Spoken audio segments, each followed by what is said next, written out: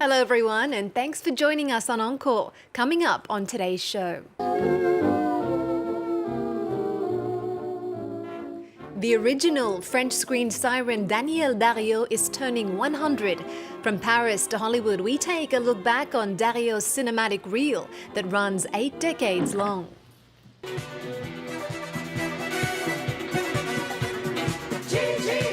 Remembered as a tragic diva and a fashion icon, 3 decades after the death of singer and actress Dalida, a new exhibition throws the spotlight on her signature style. After 2 years of renovations, Paris's Théâtre National de l'Opéra Comique has reopened its doors. We have a look at its brand new season.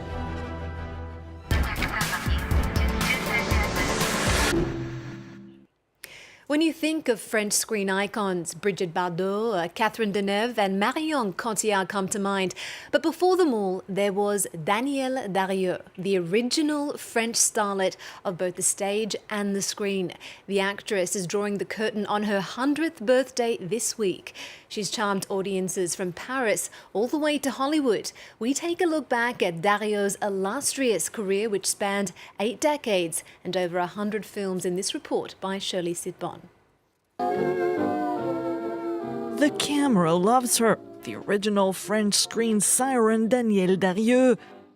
The actress, affectionately nicknamed Dédé, captivated audiences with her beauty, talent, and humor. I can't even believe that it's me. They say it's me. It's funny, right? I was cute. I was young. In 1931, at the tender age of 14, Darrieux scored her first break in Le Bal.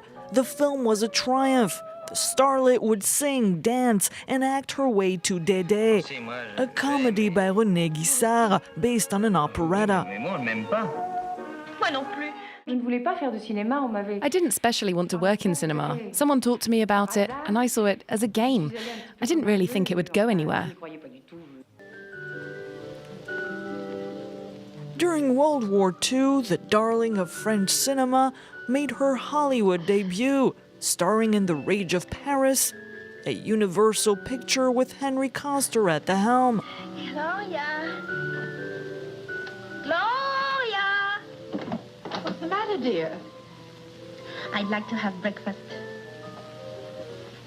I thought you were frightened. No, I want my breakfast right here. In bed? Mm-hmm. Once Paris was liberated after 4 years of Nazi occupation, Darrieux's career took flight back home. The biggest directors of the time cast Darrieux as their leading lady. Revenez bientôt. Je ne vous aime pas, je ne vous aime pas. Je ne vous aime pas, je ne vous aime pas. Once action was called, Darrieux's personality came out in full force, as did her unique voice, which resonated in French New Wave director Jacques Demy's Une Chambre en Ville. 8 Women, a dark comedy by François Ozon released in 2002, won critical acclaim. Her last turn in front of the camera was at the age of 93 in the film Pièce montée. Tu me pompes l'air, tu m'entends, tu me pompes l'air. I feel that my life has already unfolded. I can't have another one now. I still don't believe that this has been my life. It was long, short, too short. You just have to keep going. She may be 100 years old, but Danielle Darrieux intends to keep the habits she's always had, including her daily toast to life with a glass of good whiskey. It's been 3 decades since we lost iconic actress and singer Dalida after she took her own life here in Paris in 1987. Dalida's life may have been marred by personal heartbreak, but for many, she represented the height of glamour. A new exhibition at Paris's Palais Galleria is giving fashion fans a glimpse inside her wardrobe. Ellen Gainsford and Jennifer Ben-Brahim have the story.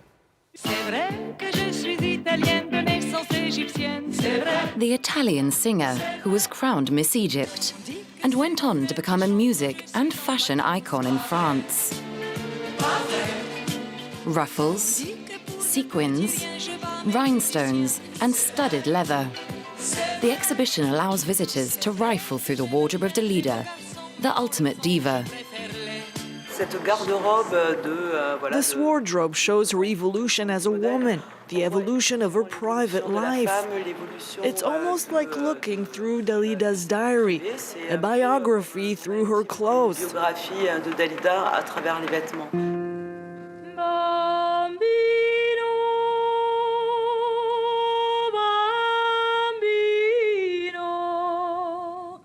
When she first arrived in Paris as a young starlet in the 1950s, the singer favored the fashionable New Look style, with nipped-in wasp waists and full skirts to flatter her figure.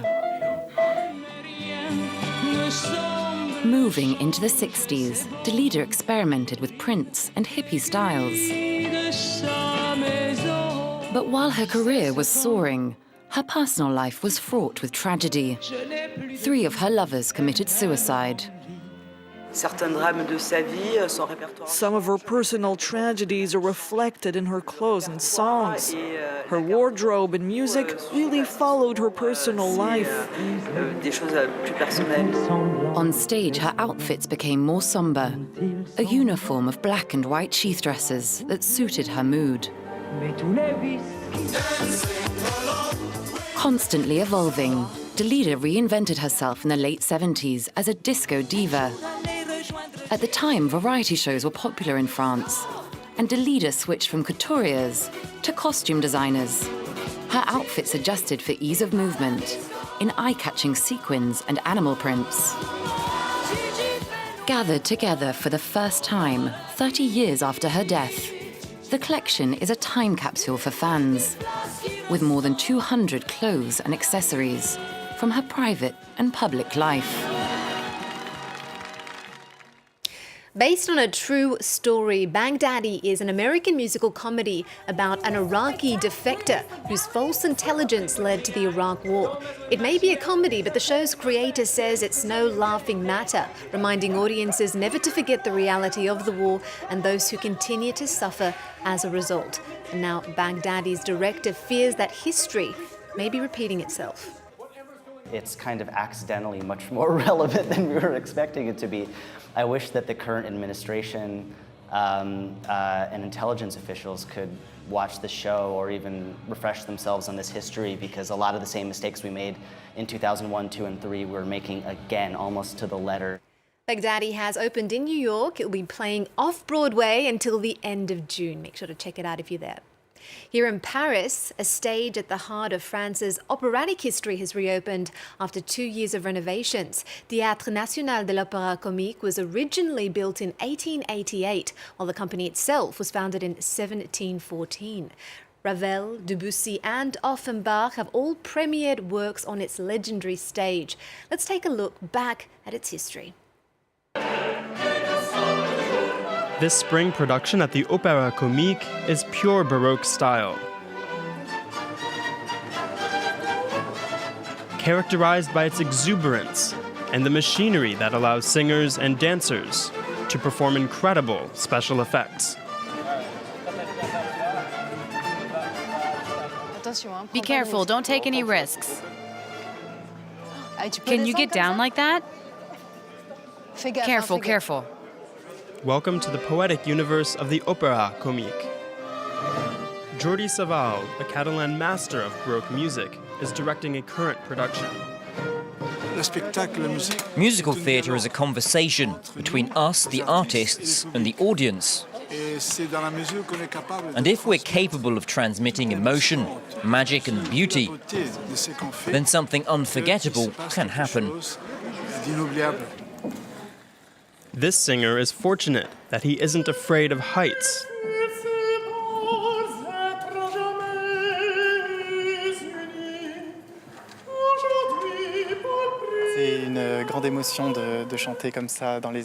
It's incredibly emotional to sing like that while suspended in the air. There's a real feeling of freedom when you look at the hall. There's a pure beauty to all of the opulent decor. Though the Parisian Opera Company dates back to 1714, this building and its grand Favart Hall was constructed in 1888. Its sophisticated machinery and lighting were groundbreaking at the time. The great invention of the Opéra Comique of Favart Hall is electric lighting. It was the first performance room to have electric lighting, and all of the sconces are gold-leafed.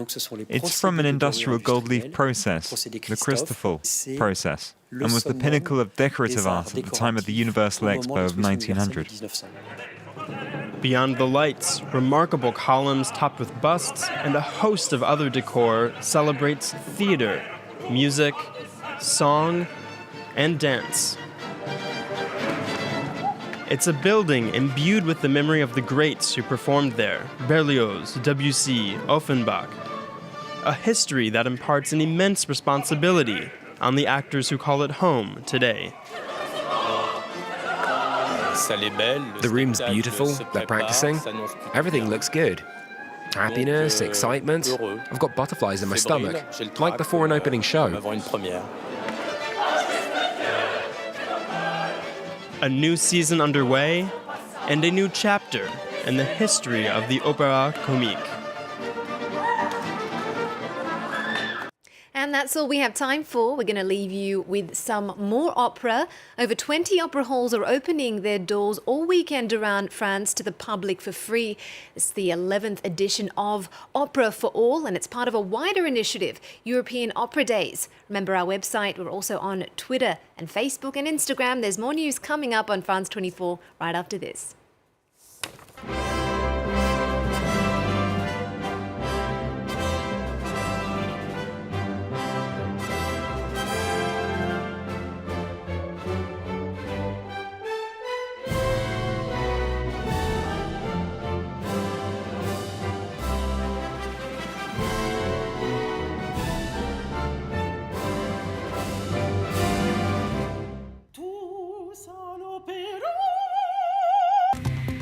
The Observer's Direct, presented by Derek Thompson.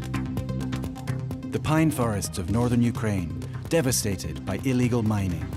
Amber can be worth $5,000 a kilo, and our observers say it's led to a ruthless business, deep in the heart of the forest,